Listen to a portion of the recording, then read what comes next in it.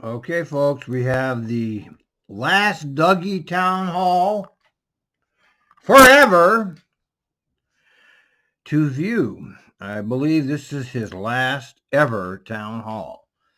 So it's somewhat of a historical event for those few of us who care about any of this TriMet stuff, and there's only a few that do.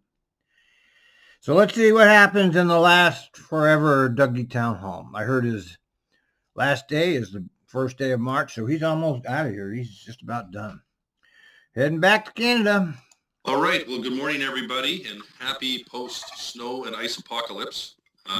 And hopefully your Why is he power is wearing coming his back mask on. in his own office? I guess it would be. Otherwise, you probably wouldn't be on this session today. So glad we're back together again. It is it's actually amazing that you can have snow and ice, and then literally underneath it, now comes the tulips again, or the crocuses at my place, and the green grass. So I'm glad to get this all behind us. Today, we've got a number of general agency topics. We don't have any one prime topic to be the primary part of the show today. Firstly, Kim will give us an update after some general updates that I'll do on the general manager search, community outreach, and the survey coming for the interim general management and general manager announcement. Young Park is also going to give us an update on the latest on bus electrification. And by the way, he's done an amazing job for us, helping us get through the trips and traps of this whole transition to this alternative fuel. And Michael Kaiser will give us an update on the exciting division transit project, he says, having difficulty getting on. And that's why he's doing the project and not me. And Sarah Ewing will also be here to also answer any questions as background support for us, particularly on the vaccine. So here we go. So winter storm. I think if you went to the dictionary, you probably if you looked up the word unprecedented, it probably referred to please see 2020 and 2021 as the definition for unprecedented. The because we've had to Pliocene. use that so often. I think if we go back just 6 months ago, we wouldn't have thought about between fires and riots and protests for 100 plus days and all the challenges of COVID that we're in and actually starting to get to the other side of, which is very encouraging. Next come the cicadas after 17 years. So who thought this would be the year for that? And so the last thing on the list has got to be famine. So we're going to get through all of this very quickly, and we're going to get back to He shouldn't be joking about that because it could actually happen very easily. All it would take is one massive crop failure, and we will all be starving. The TriMet does on a regular basis. So, but I do want to thank everybody for this last weekend. So many people were checking in on their colleagues, their neighbors, at this really challenging time. I know speaking with my counterpart at PGE, Maria Pope, she indicated, I think it was even in the press, that this was the most significant event that they have faced in over 40 years. So, and they're still recovering from it. And it's clearly impacted all of us. I really want to thank all of our frontline workers who did an amazing job, and it was an all hands on deck wherever possible. I think if you weren't following the news, if you kind of zoom back up to how the bus and rail network functions and things like this, it was deeply challenging for everybody. We had trains stuck for days at a time. We had trouble getting people out. Ruby Yard was just frozen. We had a small train derailment going on in there, all combined up where things get fossilized in through the ice and the snow. Yeah, we're supposed to fix that in 2008, by the way. Remember 2008? Some of you might have been there. And they had all these so-called, quote, lessons learned, and they were going to do all this stuff to prevent that from happening. Well, guess what? They didn't prevent it from happening again. But we have some amazing heroics, and one I'm going to share with you right now. Yes. And it was actually, some of you may know him, Justin Dillon. This came to my attention. I just got to tell you the story because it's really an unsung hero story for this agency. If you don't know Justin Dillon, he's our public safety operations manager. Oh, let's hear that. Public safety operations manager. Why don't you talk about some bus drivers, okay, and what they were doing? We don't care about your managers. We want to hear stories about bus drivers, max drivers, max controllers, bus dispatchers, mechanics. And when he was assigned to the EOC of the Emergency Operating Center for the weekend, he went well beyond the call of duty, beyond working in the EOC.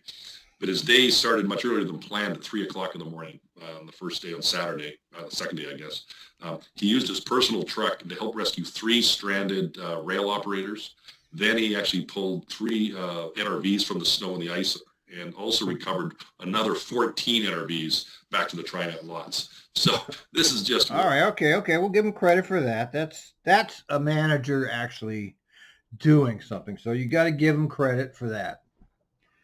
I mean, that's one manager. How many other managers got their hands dirty like that? So that's a guy you want around, whoever he is. But that's the kind of guy you want in your organization.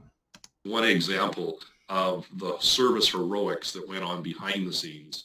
While we had operators stranded for many, many hours, our customers were stranded.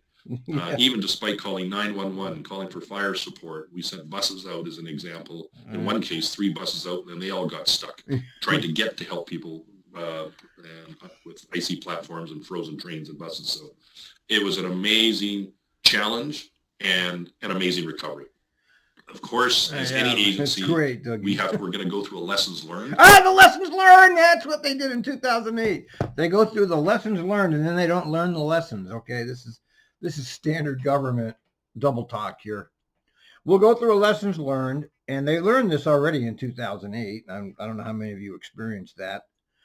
They did not do a complete shutdown in 2008. They did shut down the rail line, and bus service was extremely limited, but they never shut down the whole service like they did this time around. And they never announced a shutdown. This is the first announced shutdown since I've been following it, and I've been following it since 1997. What is it we did well, and what is it we need to improve on for the next time this comes as new people come in the organization, and we sometimes through time forget things. I know I sure do. So we're going to go through that lessons learned, but there were some amazing heroics. So I really want to thank everybody for the long hours, going well beyond to help with the basics, which were so important to so many people. So again, always humbled and appreciative of the efforts people put into this and helping out our fellow colleagues. So, and do remember, for those who supervise, that not everybody has their power back still. So many do, but also let's be also checking in where we can with others who still may not be having their heat and power back. So next topic, I just want to give an update on here is the vaccine. An email went out on Tuesday afternoon this week, under the email address of vaccine@trimet.org for the sign up we've been talking about for some time now. So this was just last Tuesday afternoon. Amazingly enough, we have almost 1,000 employees signed up already, which is, you rock it. That's awesome. So thank you for doing that. And if you haven't, please tell a friend and do it yourself as well. So this is just going to help all of us be ready when the bell rings and it's our time to start getting the vaccine for ourselves. So big thanks. To the latest we have on the vaccine, the OHA, or the Oregon Health Authority, they still have not issued a prioritization of information for the next groups of individuals after seniors yet. So that information is going to be ready here. We want to be ready with all of our plans. So please stay in touch. Check the OHA websites, follow the news, email folks like Sarah and others that you probably already know, and your supervisors. But right now we're not in line, so our readiness still needs to continue. Okay. All folks age 65 and over, they're eligible March 1st. So that's coming up here in just over a week. So we're slowly getting through this list here. And if you follow the news of any kind nationally, I think even this morning, Pfizer and Moderna, those vaccines were even shown to help with the variant strains, be effective against that. So that's another signal if you watch the national news and what else is coming on the medical side of things. So there is light ahead of us, and we just got to be patient and be ready. So, and again, I'm going to double down on this, particularly when Dr. Vines was with us a few weeks ago, is even when we roll out, there will be some natural confusion. It just happens with these types of things. So just going to ask everybody, please be patient. It won't be perfect, but we will land it. We will get there when the time comes. If you do have the ability to get shots, either whether you're in Washington State or some other arrangement outside of TriMet, if you choose to be a person of getting that shot, we really encourage you to stay informed and educated. And Let's stop it there. I don't want to be accused of being a skeptic, but I want to read you some news about this. The vaccines do not make you immune to the disease. In other words, they are not designed to keep you from getting sick. They are only supposed to lessen your infection symptoms if and when you do get infected. As such, these products do not meet the medical definition of vaccine. That is correct. Look it up yourself. This is not me making it. As of February 14th, vaccine adverse event reporting system has received 12,697 injury reports following the COVID-19 vaccines and 653 deaths. The problems are this is a voluntary reporting system that captures maybe 10% of the real damage being done. So just be aware. We don't really know what's going on here. And they're not telling us. Look, you believe the same people that lie to us these are the same people that lie to us 24 hours a day about everything. About everything. So why do you believe them in this case? I don't. I'm sorry. I just don't. I don't want to die of COVID any more than the next guy. But I got real problems with all of this. to really take it seriously about getting a shot. If you do have that ability to not just wait for TriMet's time to go forward, take advantage of it. Don't wait. Just check with your supervisor. Let us know. But go get that shot. Don't hold back. So I know there's a few examples. I do know people that got it and they had no adverse reactions. So zero. My friend of my mom's who's 90 got it the other day. She had zero reaction. Her arm didn't even hurt. I think she got the second one too. And she had zero reaction. So who knows? I mean, just like everything, it's the wheel of fortune. Are you lucky enough to avoid being part of the statistical? It's only a statistic until it's you. Examples of that going on already inside the organization. We really want to encourage that. So this is all about risk reduction, right? Just like getting the flu shot, this is all about managing the risk in your personal health. Overall, though, in terms of a general COVID update, we are seeing the positive COVID cases are declining. That's a great sign for all of us, but we've got to continue to stay isolated, wear a mask, sanitize, and keep taking those precautionary steps to reduce the risk. So the curve is bending downward nationally, and the same thing here at TriMet as well. So that's really good news. Next update, women's panel, March the 9th. So as we all know, the pandemic really took a lot of the wind out of our sails here in terms of holding events, for sure in person, let alone virtually in 2020. But really pleased to announce that we're going to be starting to activate some of those events again in 2021. They will be virtual until further notice, but the women's panel in this case is scheduled for March of last year. Will be happening via WebEx on March 9th from 10 till 12. So again, that's March 9th from 10 till 12. This is our fifth women's panel event, and each one has been really interesting and inspirational. I've sat in on some of them. It really is cool. So if you can get the time, please participate, because you're going to hear some amazing stories from amazingly talented people. So please do try and listen. And if you can't, we are going to be recording it so you can watch it at your leisure later. So please do try and grab a view of it at some point, hopefully live. Next item up is online employee recognition portal. We're going to be launching a online employee recognition platform effective March the 18th. So this has been in the back room percolating along for quite some time. We're going to call it the Rose Portal. Yes, Rose for the Rose City. But here it's going to stand for Recognizing Outstanding Service Excellence. So again, as I said, it's been in the works for a while, and all the pieces have finally come together, and it's a chance for employees to recognize, thank, and show appreciation for other employees. Anytime, anywhere, easy to do, and you'll see more information coming out on this. So I think we're pretty excited. Other organizations have used a tool just like this, and we've met with them, like Port of Portland's used it and others, and we just think it's a great investment in the chance to recognize people just like Justin Dillon that I talked about here instead of a town hall, but you get to do it under your terms and conditions because people do great work. So many unsung hero events go on every single day in an organization of this size, and it's just a way to include and engage others for their great contributions. So, but I do want to thank especially the Labor Relations and Human Resource team, Oh, Jesus. employee communications, IT, and of course the whole Roles Portal implementation team, Ugh. and all the agency employee recognition committee for their efforts making this reality.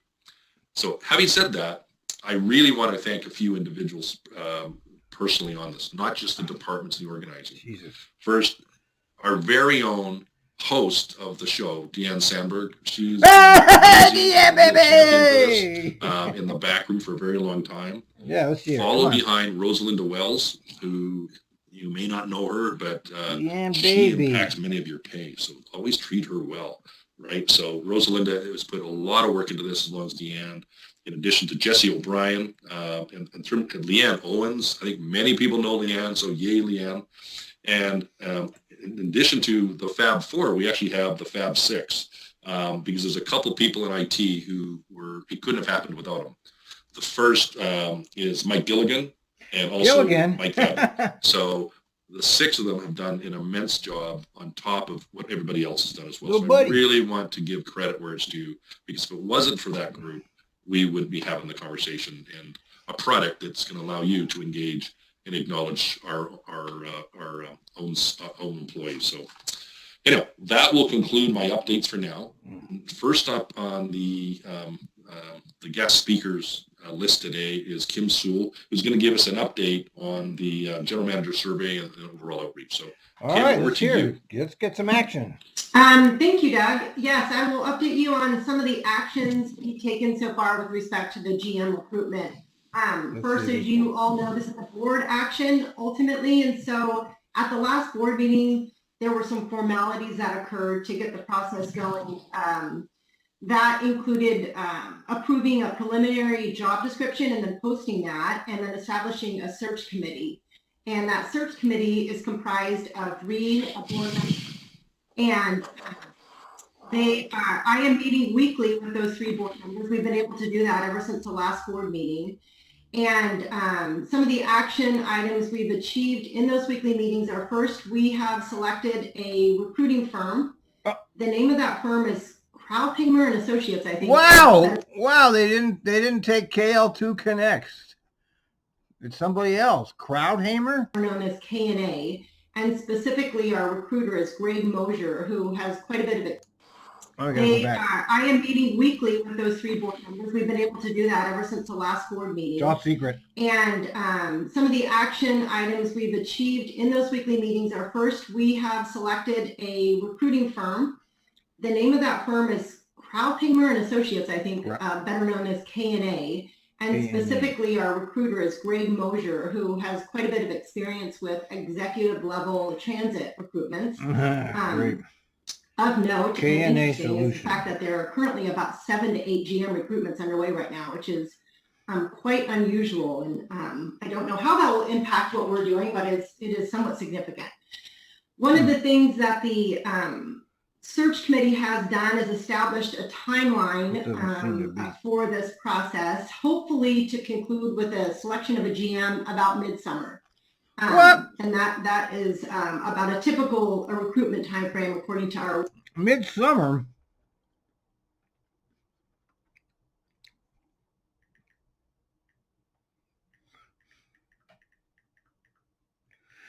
I gotta tweet this. They've had all this time.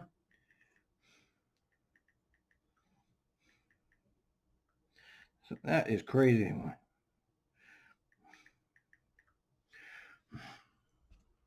Recruiter. And the other thing that the search committee has done through consultation with TriMet staff is developed a plan for community and stakeholder outreach. And I will say that is a significant focus for the search committee and the board. And they have developed, with help from JC and his team, a really robust and very extensive community outreach and stakeholder outreach engagement. One of the things we're already doing is JC's group has developed a survey. Who's this guy? And that survey is intended to gather information about the GM job description and some of the qualities and some. Oh, by the way, the job description was written by Randy Stedman. You can go to my blog to find out more of that. Randy Stedman is still on the TriMet payroll. Why am I not surprised?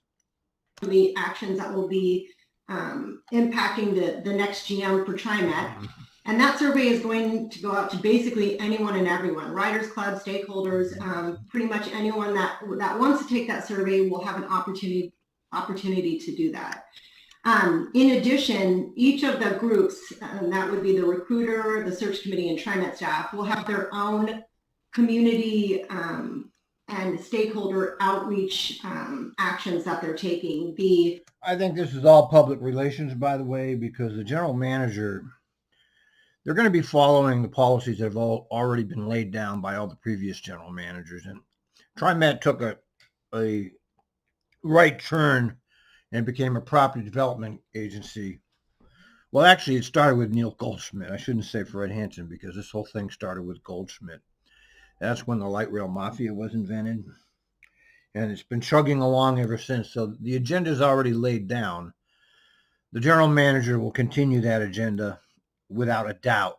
So this is mostly propaganda as far as I can tell. And my experience has led me to understand that not much changes as a result of a general manager. They're just a technocrat, okay? They're just following the agenda that was set down by the elites, who you never know who they are because they don't, they're behind the scenes. Just like with Trump, okay? It was, don't you notice how Trump just ended? They ended his show. It's like one day he's every minute of life on, and then the next day he's just gone. What does that tell you? That tells you that Trump was never the person in charge. He was on the stage. And the oligarchs said, okay, your time's up. He left, and that was that. So all the people that thought he was some big hero or whatever, you were all duped, man. I'm sorry to tell you that, but the evidence is clear. When they canceled his show, he went away, just like that. Just, boom, gone. Now we haven't heard anything about him.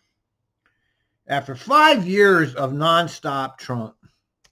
Recruiter will do some individual connections with the community, business leaders, lawmakers. The board will have some listening sessions with the same groups. And TriMet staff, including John Gardner's group, will do outreach similar to what was done on the safety and security program that we just initiated. And that didn't do any progressive change either. I mean, what did that do? Nothing. They said they moved the police from the Portland police to the sheriff. They didn't do anything. Nothing changed. In addition to that, the search committee is going to utilize a community panel, which will help them facilitate the process and also will provide some input on the GM selection. And I know that these listening sessions are in the process of being scheduled, although we don't have all of the groups identified quite yet. That's sort of an ongoing process. And of course, our own TriMet employees will be involved in this. We intend to reach out to the entire employee group and then the directors and then also the executive directors, gather all of that information and provide that to the search committee and the recruiter as well.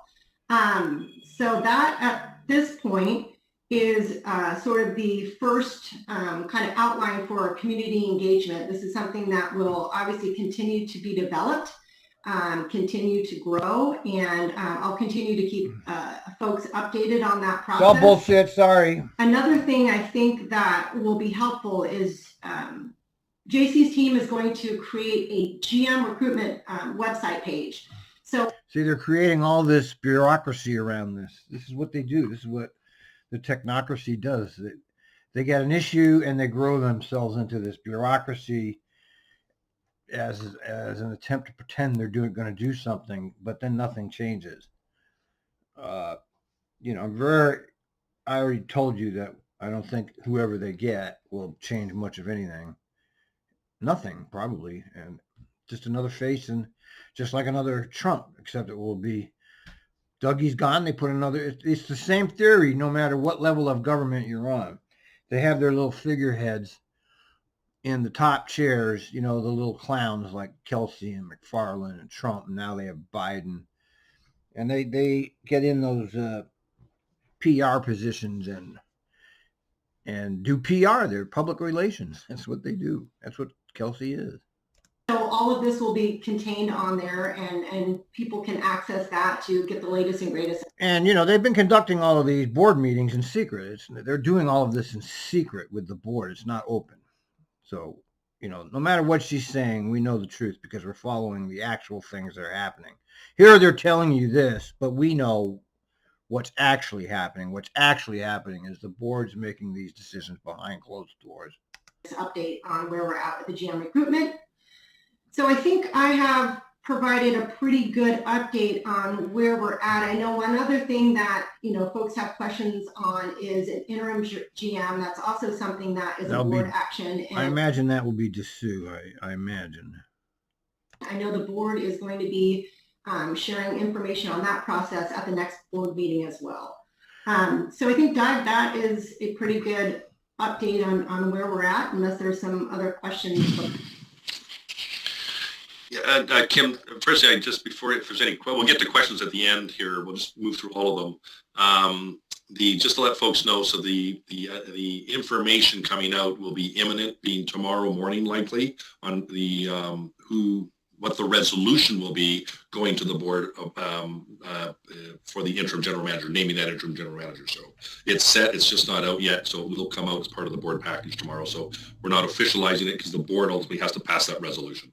So, but it will be, you'll start to hear it percolating out probably tomorrow morning sometime. Okay, so that is coming. Kim, thank you. I also want to thank Kim here. Most people, no good deed goes unpunished. So, and Kim falls into that category. She is the point person, as you probably could tell, with the board on this. And there's an immense amount of work that goes into these. I've been on both sides of these in the past, and it really is a significant load. And Kim has been absolutely doing one heck of a job for this agency and for the board. So big kudos to you, Kim. Amongst all the other duties as assigned. So this is not just in isolation. It's on top of what we all know is full loads here at TriMet. So talking about full loads, Young Park, he is our healthy mass bandit here coming online. And he's going to give us an update on the electric buses. How are you going to hear him? I'm just going to go right over to you.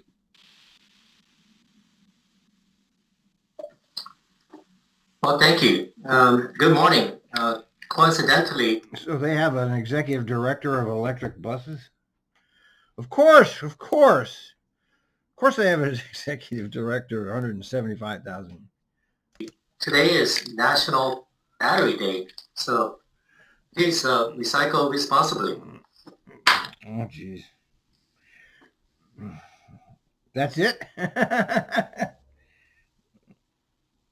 Okay, come on, Young Park. Hurry up. Share some slides with you.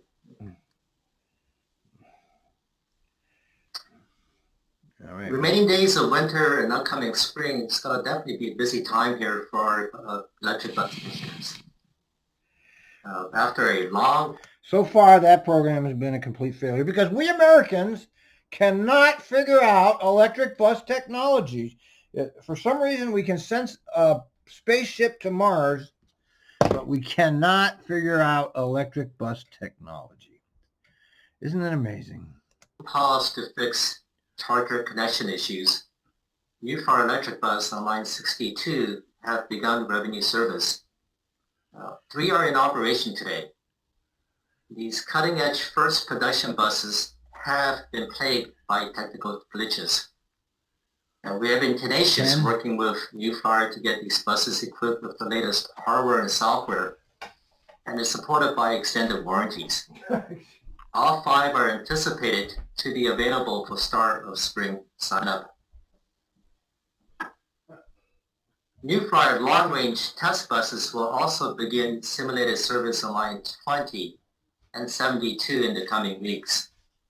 We have a 40-foot and 60-foot version available for the next 12 months, and these are supplied by New Flyer. As these buses are not configured for TriMet specifications, we'll only be carrying water ballast plus the operator.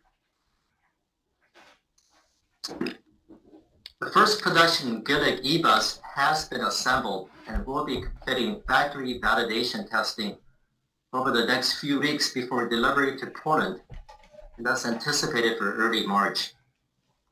This will be followed by 4 additional electric buses.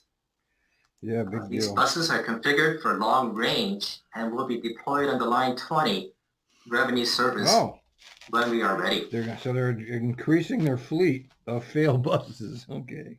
Retromod 40 and 60-foot e-bus conversions supplied by CCW out of Riverside, California are also being factory validated with delivery anticipated this spring. These buses were once equipped with diesel engines and have been converted to an all-electric propulsion.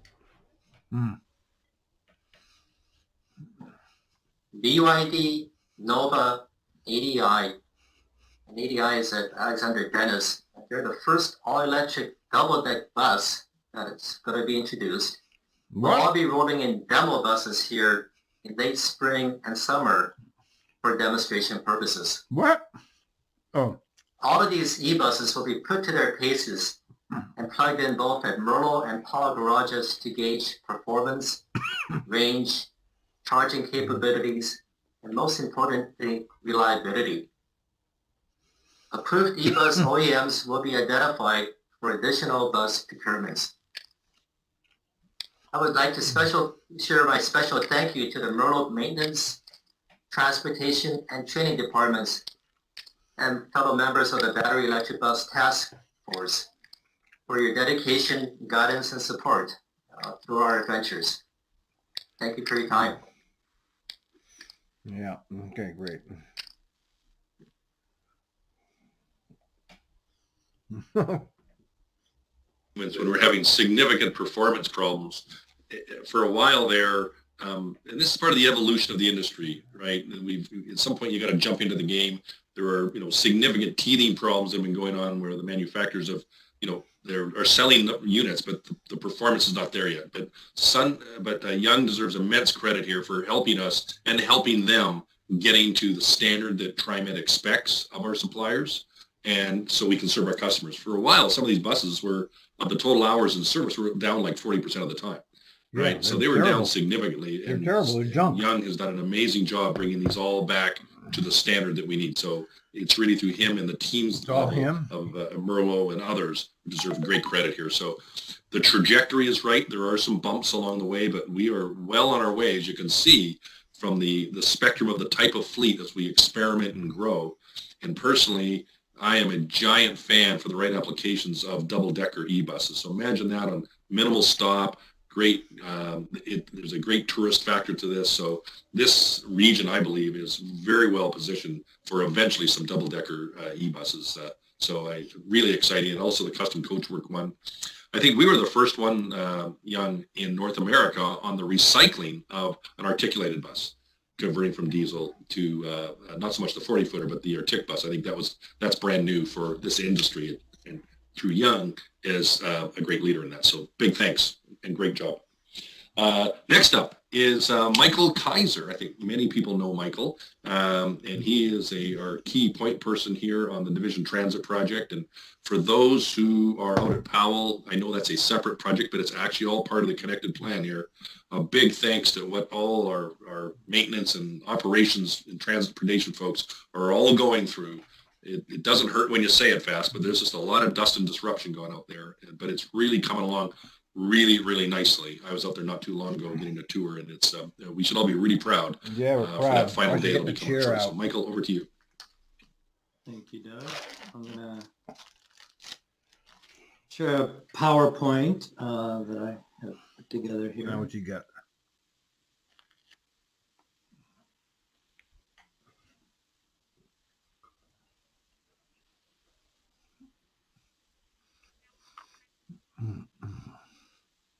No, God. Not this. Okay. So A pork barrel update. thank you for the opportunity. My name is Michael Kaiser, Project Director for DTP in engineering and construction major projects. As many of you know, DTP is a 15-mile corridor that'll run from downtown out to Gresham. Over this 15 miles, we have a number of stations, 42, with 83 individual platforms that replace our existing bus stops today and ultimately our underlying service line 2 that exists today as well. You have to understand what the purpose of this is. They're redeveloping the division. Okay, it's a developer's thing. As you can see down here, it's only going to increase your travel 15 to 20%, which is, that's pretty low. And TriMet's record on making these estimates is always wrong. It's going to lessen the amount of stops that people get on. So there'll be less places for people to get on. But what it really does is they redo the whole area so developers can develop. And this is where they got the money out from this to do the development. This has nothing to do with transit. I'm sorry if you don't like that, but it doesn't. First of all, it doesn't save you any time, and there's less stops for people to get on. A lot of people, especially the disability community, it's going to be much worse for them. I wonder how many stops they have right now on the 2 line versus how many they're going to have. I'll bet you that a third of a mile is a long way to go if you can't walk. So this is not good. Not good for transit riders.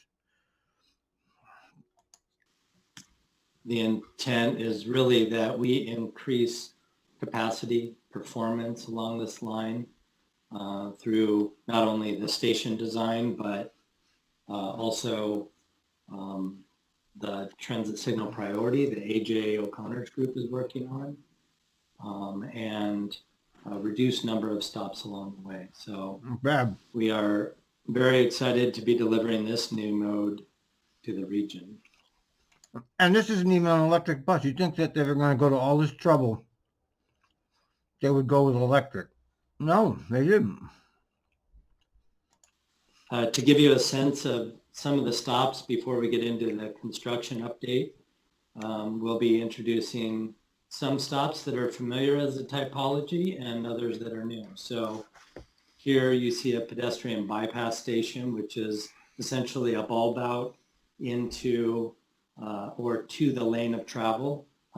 With all of DTP stops, the intent, my apologies, is to remain, for the bus to remain in the lane of travel just to reduce dwell time and performance.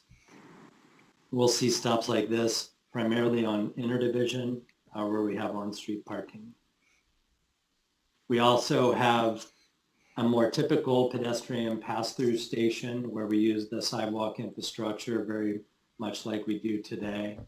And I will say that all stops, unlike many of our stops today out on line 2, will have a full suite of amenities to serve the customer better. So that shelters, real-time information. The shelters are good. We have trash receptacles and lighting just to make it a more inviting environment. The third platform typology is a shared bicycle and pedestrian station. This is a new typology for Portland region, but also it's a fairly new one for the U.S. Much of this is modeled off of Toronto, so thanks to the Canadians once again. And their BRT system in place up there. This is not bus rapid transit, okay? Let's make that clear. It's only going to save you 15%. And that's what they're saying. It should say 50, if it was real bus rapid transit, it would cut your travel time in half. what's not. It's a well, I already talked about that. Enables us to integrate a station into outer division where we have, ultimately we'll have protected bike lanes along this corridor as well. So it is an intricate dance between pedestrians, bicyclists, and transit users that has had quite a bit of vetting, and I know that other transit agencies are looking to us as a kind of pilot study for future designs on their systems. And then finally, we have a station typology, which really brings bicycles completely behind the station. We have this just in a few select locations, but this typology generally exists in some form in the region today. One of the additional items that we're leveraging as part of this public project is a betterment, and betterments are a way to bring additional benefit to the region. It's technically outside of the DTP federal project, but we piggyback on the existing resources that are in place to deliver these projects. So what is fiber? So the construction team, which is Raymore Construction, and then TriMet's delivery team. So this fiber betterment will bring more fibers along this corridor. For what? For future growth and use. It also extends fiber from 174th out to Eastman Parkway, which benefits the city of Portland, but also benefits TriMet in our ability to link to Ruby Junction and create a full fiber loop, which adds redundancy to our system so that when something goes down, we're able to maintain service, real-time information, CCT, et cetera. The whole communications piece is much more resilient with adding this betterment. So thanks to City of Portland and TriMet General Fund to really making this happen and leveraging more from these public projects. From a scheduling standpoint, we're about a year into construction right now. We have about a year and a half to go with the intent to open in September of 2022. What a waste. What a waste of money right now in the middle of all of this. You know, it's just unbelievable that they're pursuing this now. Right now, we've spent a lot of time working below grade on utilities and at grade with civil improvements later in the project. Yeah, it employs this army of fucking technocrats and bureaucrats. There's like a whole, I mean, there must be 100 different technocrats, bureaucrats working on this, and they're all six-figure people. Oh, it's such pork. This was a tax grab, by the way. Okay, you know, you voted down the light rail, but before the light rail, there was the HR 2017, which was voted to the legislature. They stole your money without your vote. They just took it, and that's funding this, or part of this, or most of this. Right, it's your money that they stole from you. You didn't get a choice on this one. Start to see the amenities come on board, and I think that's when we really see kind of the level of improvement that we're bringing to this entire corridor. You know, I can't wait to see how this. I don't know. I'm not thrilled. I'm sure it will all look nicer, but just like a light rail line, like they put on the yellow line and got rid of the bus 5, it really gentrified the area, and that's what they're doing. It's all about development, and that's the dirty little secret that they'll never say out loud. I will point out that what's not on here is the Powell garage.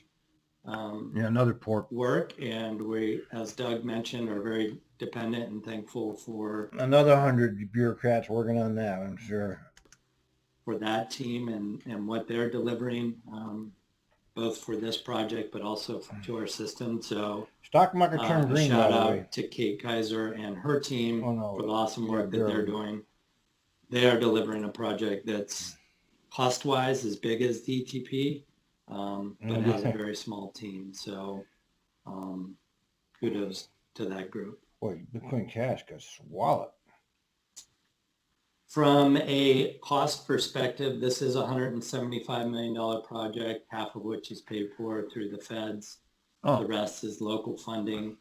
Okay, so so it's half by the feds and half by that cash grab.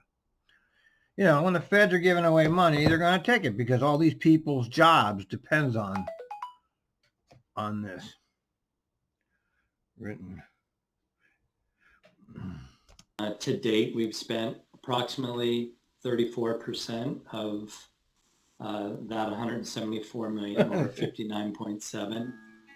We have schedule float in place that basically gives us the ability to still deliver on our milestone dates, but take into consideration things that may not go completely as planned. So we have quite a bit of that in place today.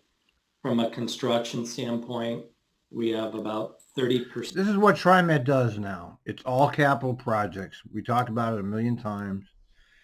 They don't talk about service at these. All they do is talk about this. And that's because TriMet is a capital projects agency. 6% of the schedule duration elapsed.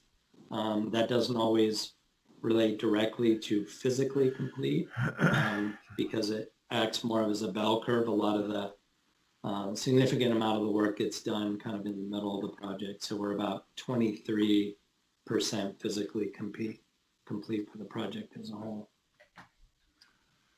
Bus procurement being led by Tyler Bennett and a group of individuals is going really well. I thought they already ordered that. They already made a decision on all that. Of his work.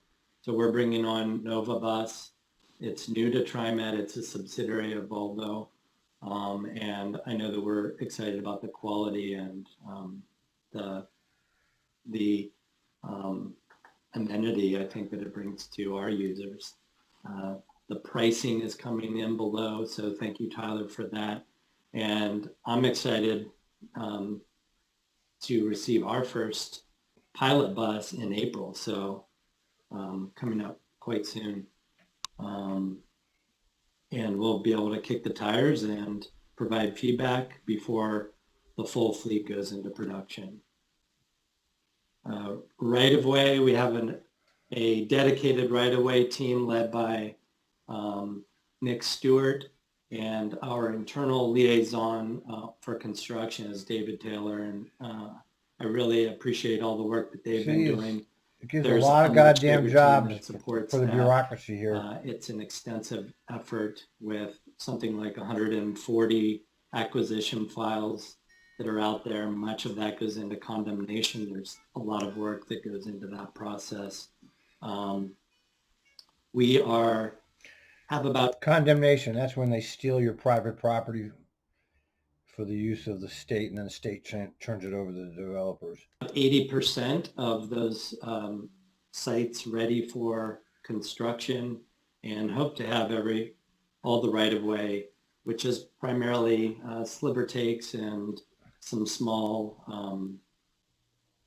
construction easements available by this summer.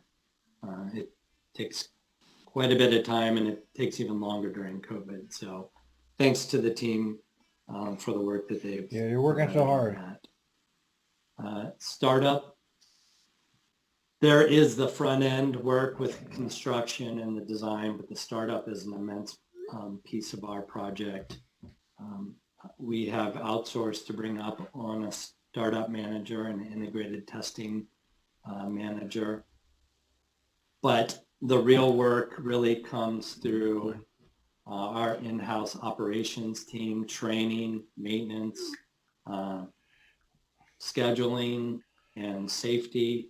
And that doesn't even capture everyone. Really to write the procedures, to put the planning together so that when construction is complete and we're ready to go into revenue service, we're ready as an agency for successful service delivery. So I just want to send out a big thanks to all of those teams. I know that this work for startup is on top of their regular, very busy schedules and job description.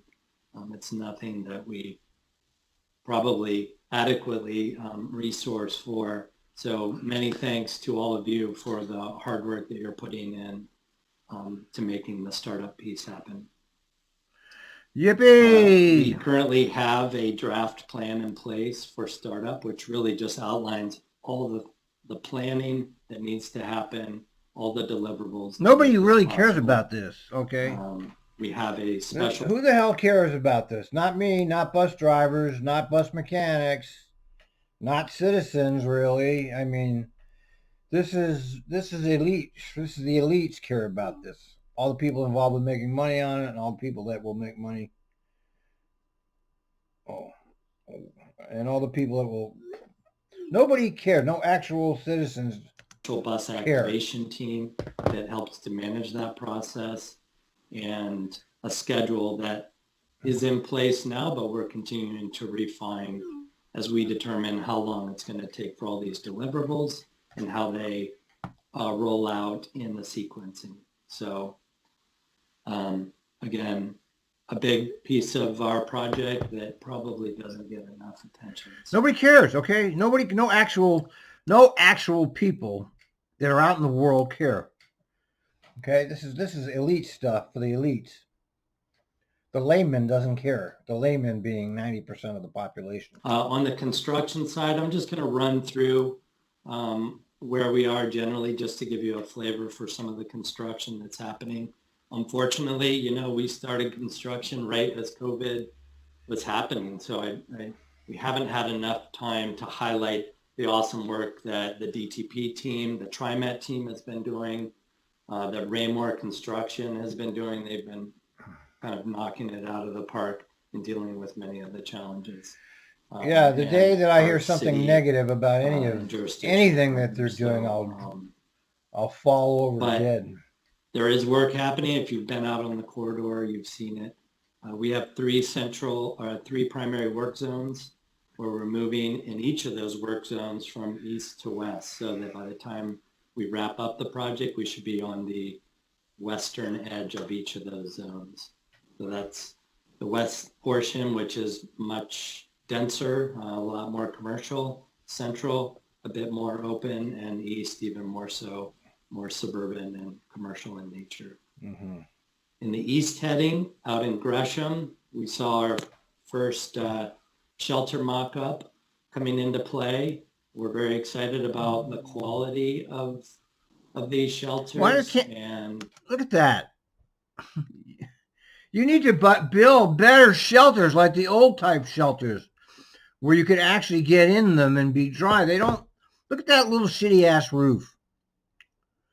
Okay, and this siding isn't even all the way to the edge of the roof. This whole thing should be enclosed here. Why do they do this? Fuck. We're going to see this at every station, so... I don't like it. I don't like it. It doesn't, how many people can go in there? Information, as you see on the right. Doesn't look very big. And is a kind of beacon for the station itself. It also adds additional lighting in general to the station. So very excited about kind of this amenity that we're bringing to outer Portland. Just some images of installation of the mock-up and some testing of the lighting. So much of our work happens below grade, and then we finish it off with a nice concrete platform. So the real struggles are the things that we're not seeing. There's a lot of utility work, working within the right-of-way. There's a lot of work even below grade on the sidewalk level that we have to surgically fit our project into, and it's not been easy, but the team has been doing. Oh, you poor guy! You're just suffering, aren't you? Man? Construction. Central heading, we have a quarter of our project is replacing signals to bring them into a point where they're capable of running this next gen TSP that AJ O'Connor's team is working on. So that's a significant portion of our project. It helps create that kind of smart corridor. And again, some examples of, on the left, our new platform typology that includes bicycles. We have a west side supply line that is our Portland's water supply from the Bull Run. It's a 100-year-old 36 to 42 inch water line that runs right down Division. And this has been a big risk for the project that Raymore is doing an amazing job of. Yeah, they're wonderful. Everybody loves them. It's a cast iron pipe that really is not something we want to touch, interfere, or change the conditions around. So that's been an interesting challenge. A lot of ADA improvements are being done to this corridor, a lot of safety improvements that are just inherent in what we're doing, but it's really contributing to a safer, better corridor. City of Portland will follow up and starting this summer with the Outer Division Multimodal Safety Project. So that is going to bring additional improvements to this corridor in the kind of category of safety. So another example how a transit project starts to leverage other things and becomes kind of a catalyst for additional improvements. TOD at some point will become an even bigger driver along this corridor as well. Some examples of working, imagine how challenging it is working to this level on the interdivision, but our teams are doing it. Our outreach group, our community affairs group led by Coral Agnew is doing an amazing job just to kind of work with business and property owners to keep this running smoothly and get their needs met. So I know that was fast, but that's our project in a nutshell. I'll have more images as we kind of go along and further progress. But well, that's very nice. Nobody gives a shit. Move on to something people care about. Michael, thank you. This is an exciting project. And this is part, if we zoom back out, a lot of times once this is in a project stage, which Michael and the whole team are doing a great job for us. And a big thanks to Raymore again. This is our largest DBE contract in the state's history. So just always reminding ourselves of what the work TriMet's done as a leader in the state and helping advance DBE. And this is not the end. This is just the start of helping advance DBE. And this is also part of accomplishing a lot of other goals. This is part of... Well, I guess it's not Stacy and Whitbeck, so that's something. It's Rainmore. So they did give the contract to somebody different, because usually Stacy and Whitback gets exclusive rights to every single contract TriMet has. I believe TriMet needs to be the very first transit agency in the United States that's 100% physically transit accessible. This are those steps that keep us going, though. Everything we must do is, we talk about equity. Well, those who have disabilities are part of a very important equity conversation as well. This is solving some of that, contributing to it. Speeding the system up. We need to get the rapid back and rapid transit in the region. And so for rail, for bus, and Michael talked about TOD. TOD typically is not associated as where people who have real estate money, their own money, to put down building. BRT brings permanency, where typical bus stops can be moved around. With all the utility work and the change that Michael did such a great job on, TOD's envelope of where it can flourish and expand, this is very much part of that palette now, not just a rail station, but BRT is very much alive as part of densification, where people will write real checks to be developers, let alone those who buy the units, et cetera, et cetera. So this starts to uplift of us all. There's a real intersection here of a lot of things in this agency coming together as we speed up, we densify, we provide new products, we make it more accessible. And so Michael and his team, he's carrying on his shoulders a great piece of leadership that benefits all of us. So, and with it comes jobs, right? There's more buses, there's more service. So all boats rise when we do these kind of things and we hit our mark. So thank you, Michael. Thank you to Tyler Bennett. Thank you to David. Thank you to Kate. Thank you to Raymore, many people here involved. When you start to put this together, the PAL, as Michael talked about, with this division transit project, you're looking just under about $250 to $300 million project here. So it kind of falls off the radar screen because it's not the big dig like a typical rail project with the Tillicum Bridge in 2015 that this team did an amazing job opening.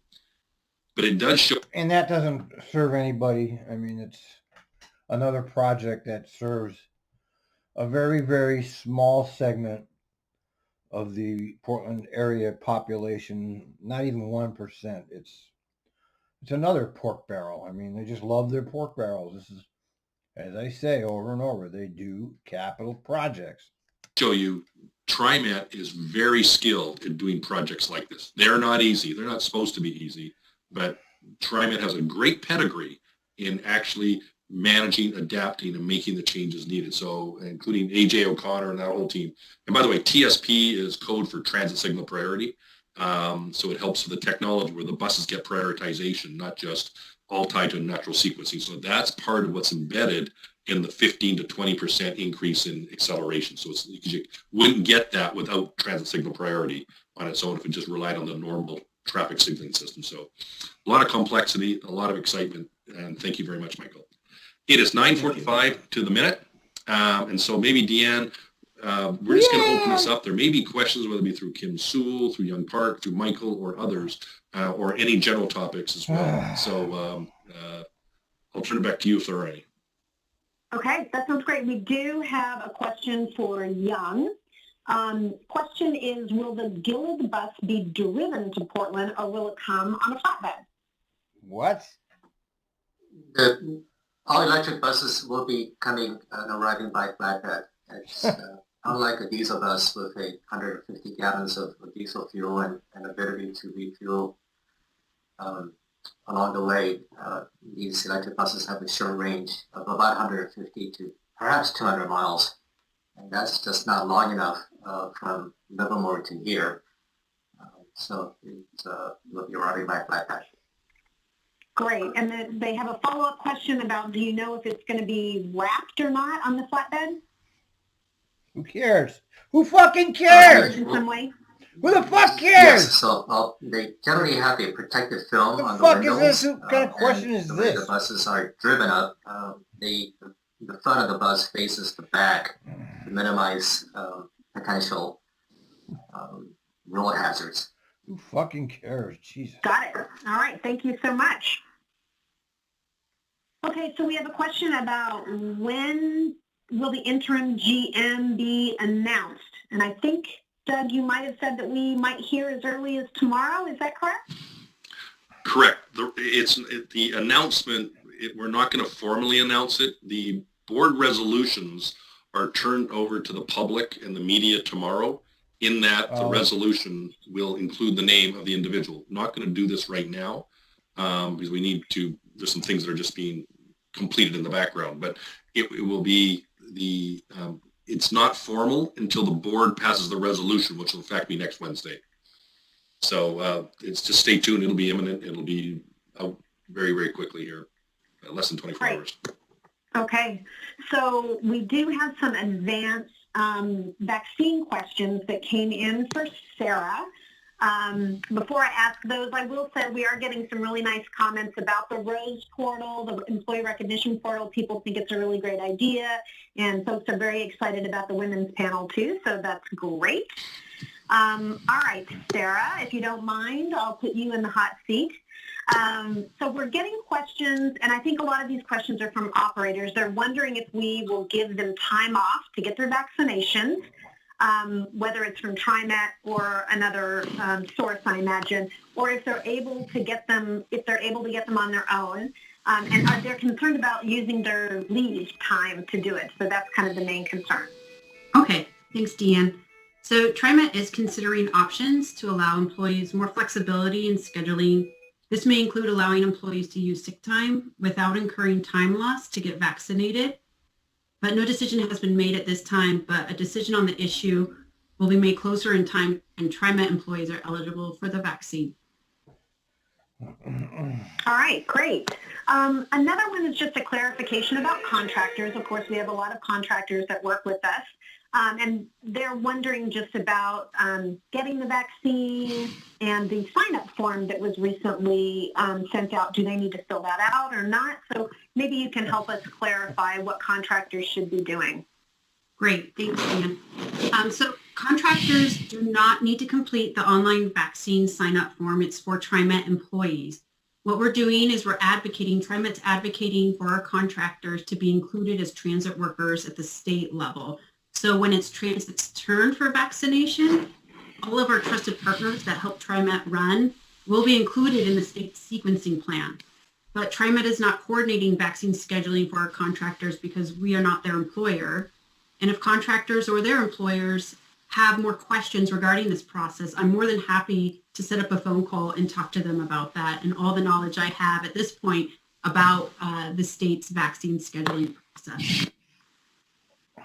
All right. And a question about the actual sign-up form itself. So in one of the questions, there's two options for a yes to getting the vaccine. One is whether you're doing it through TriMet, and one is whether you're going to be getting your vaccine from another source. What do people say if they just want to get it the quickest way possible?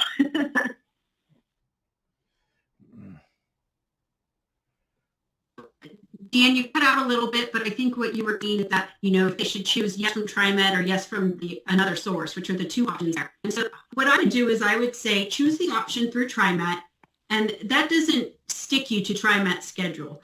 You can still get the vaccine through another source. And again, TriMet encourages you to get the vaccine at your earliest opportunity. And if you end up getting the vaccine sooner, you can just let us know. We're developing a vaccine portal. Okay.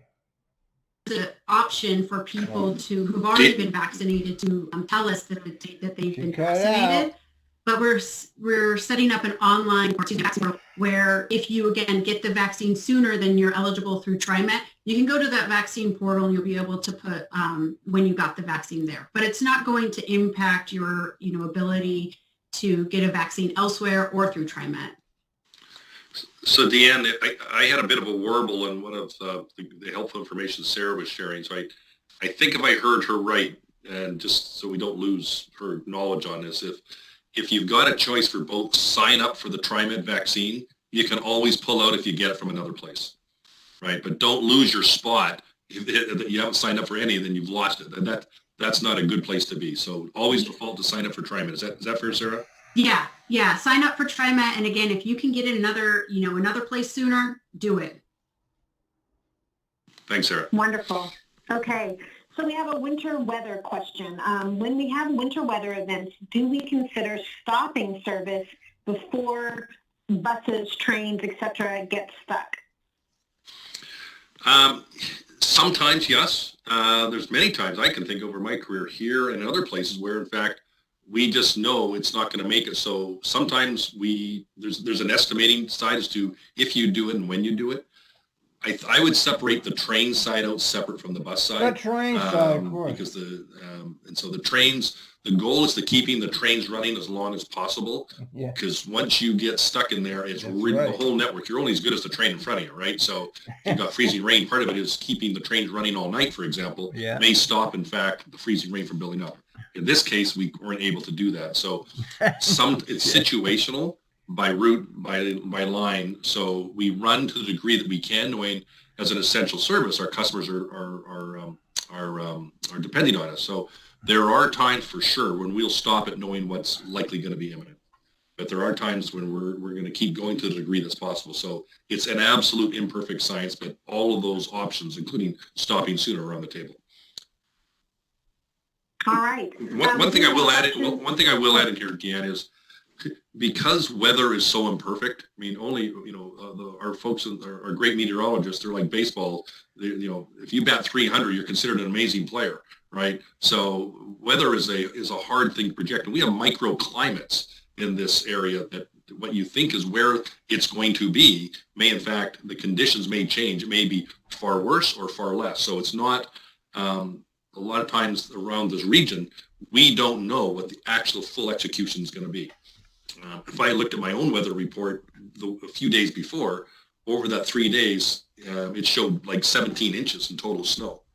And so when you actually add it up, we didn't get anything close to that, but we sure got a bunch more freezing rain than we thought. We knew we were going to get some. So these are highly fluid situations. So you don't ever get too far ahead of yourself, because there's a high probability you're going to have different conditions around the region unfolding. So where we think we've got a really good understanding of it, that's when we'll pull back early. All right. Yeah. So we have one student. There's your answer. Your employee answer is trying no to take answer. notes during the Division Transit Project. And Doug, I think there were some acronyms that were difficult for this person to write down. So you explained TSP, but they did not get the definition of TOD, and there might have been one or two others that they didn't know. Oh, so if you think of any other acronyms that you or Michael might Even have I used, know we would love TOD. that assistance. Okay, so TOD, thank you so much for reaching out on this. It means transit-oriented development. Yeah, development. So it's where Development. we have property or there's Development. property Development. around transit centers or stops. Development. We'll actually invest in real estate. There you go. and Yeah, build, there you go. hopefully dense Yeah. buildings. They're going to build you around the together transit and center, or they may not in fact need their car in the future. So yeah, that's right. what TOD Just stands do what for. they A tell very you. common instrument to help drive ridership long term Yeah, and right. improve Great. livability around key transit centers like Except nobody wants to live in systems the like city we have. anymore. Any others that you want to have? Because we've got Michael here, is the great expert. Yeah. If the person wants to either send us a text or we can connect up later. Yeah, so there were two others that folks have been writing in. BRT, what does that mean? And RWE. I can't open this. Go ahead, Michael. BRT I get a hell of a is bus time. Now rapid it's your turn. transit. Oh, is that true? You Yeah. did. Hell of a time. That's a trap seat. I might have said Oh my God, that was. right of way as Good luck. RW, but what was the other one? They wrote RWE. is what they thought was It's said. vacuum packed and goddamn. You could just make something up. No, I'm just kidding. I don't have one for that. Okay, well, if anybody Did you has get it? one, feel free to send it to me, and we'll get those acronyms all spelled out for you. No problem. What? And to With let that, people know, Deanne, just to let people know, That's because why we're it was kind in of that running through these dish I gave you. processes, is BRT. There's many different kinds of BRT. The kind, and so there are Okay, kinds that's where what I did in the end. BRT that have Except I used 100% the dedicated lanes. laser. And I can think of The numerous razor blade, cities that yeah. use BRT with dedicated lanes and on both directions. I couldn't And get no it. no traffic, no crosswalks, I just nothing. cut it up. So finally. that's an example of a high capacity BRT. There are other examples that are hybrids that use existing lanes, or they may certain times of day block off a lane for the bus rapid transit, and it may be in part of the total alignment. So BRT is not one standard thing. Some BRT has, Michael did a great job talking about the bump out, right? Some BRTs just pull up to the sidewalk that exists today, right? They just need, and some include 30, 40-foot buses, some are articulated, the accordion buses. So there's a whole menu approach to this. And some, if you go to China and other places, China, I saw one the when I was China overseas virus. last year, or actually The it's over China now. They're actually becoming automated, no drivers on them. So that's, Yeah. there's a whole spectrum of what BRT can mean. So I Yeah. just wanted folks to don't think this is the only way to do it. It's the right way for us, for our circumstances. All right, and with that, we are nearly at 11 o'clock. So, Doug, I will let you sign us off. Okay. Thank you, Deanne. Thank you to all our speakers here today. First, I hope we're now in a year now since I started these town halls.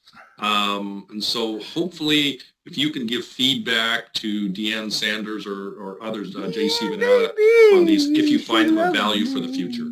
So again, we've been doing this now for a year. The intention was to be He's gone, educational, man. to deal with hard topics, whether it be racism or equity, mental health, wellness, the state of our business.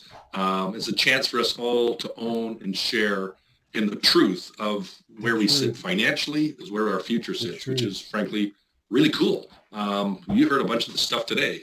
While we're all in the problem-solving business. Sarah and Young and Michael talked about problems and how, as talented people, we are here to resolve those problems and the benefit everybody else will receive from them. So I just want to use, as we come up on the year now, to use as a chance to calibrate. If it's value to continue doing these, then please let Deanne know. So I initiated these kind of triggered by COVID, but I think it is a potentially helpful to others. So I had a chance to get feedback to calibrate for the future. So with that, the next one is Thursday, March 10th at 10 a.m. We're going to continue the discussion on wellness. You're not going to be there, right? We have a special guest would be Nicole Guilfoy. She's with OHSU's Oregon's Health Workforce Center, and she'll be addressing the concept of total worker health as well. So again, you can see the mental health, the physical health, the well-being as you balance home and life in these chaotic times as well. So as part of investing in the company and part of investing in you. So with that, I think we're just going to sign off, Deanne. So thanks everybody for your time today, and great job for the presenters today. Well done. Now, I just heard that his last day is March 1st. I'm not talking to you. Okay. So he didn't mention that this will be his last town hall. He didn't tell us. This is the end for him. I was just informed. He didn't want to tell you the truth. Why am I not surprised?